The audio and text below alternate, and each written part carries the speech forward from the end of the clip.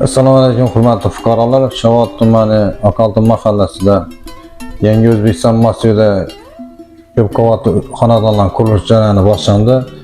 Bizning Buyuk Ko'zimiz House mas'uliyatchanlik jamiyati 5 qavatli 2 yo'lakli 30 ta xonadonlar uylarning qurilish jarayoni boshlanishidan oldin hujjatlar bilan tanishtirib o'taman.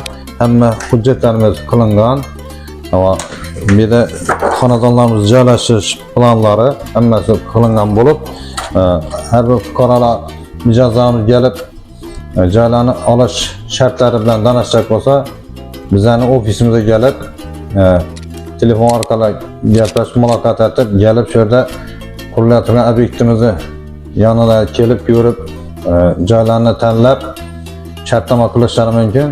Joylarni olish tartibi oldinda 20-30% to'lab 24 oyga foizsiz to'lab berish sharti bilan beramiz. Ham subsidiya ham ipoteka kreditlari orqali olishlari mumkin.